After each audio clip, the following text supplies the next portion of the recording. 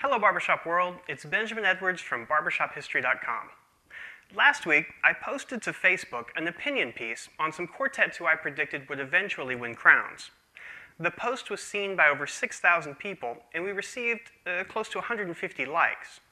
However, there were some responses, both on Facebook and via email, that were critical of my suggestion that these groups would eventually win gold. The common thread running through these responses was that any quartet at contest has a chance to win in any given year. Therefore, my predictions were both ill-advised and egregious. But is that true? While admittedly possible, how probable is it that any quartet at contest can win gold in any given year?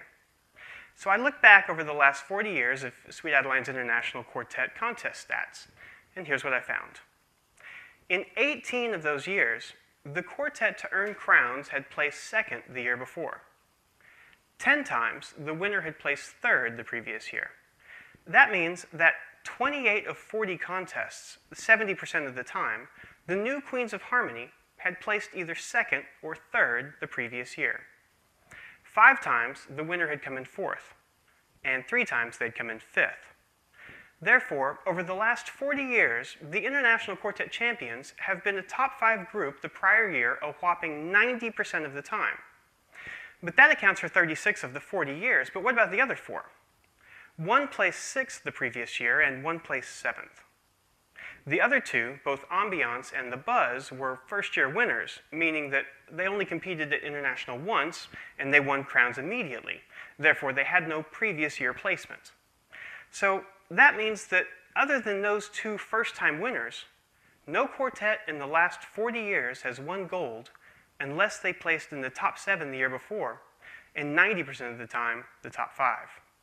So when discussing what's possible versus what's probable, it's obviously statistically possible for any quartet who qualifies for international to walk away as queens.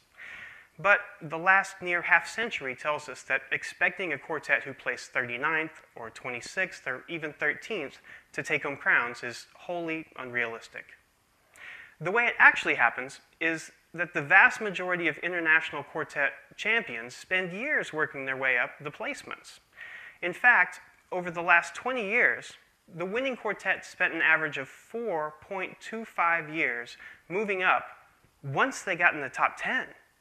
That's right, on average, queens spend over 4 years in the top 10, moving from 8th to 5th to 2nd to 3rd and finally to 1st.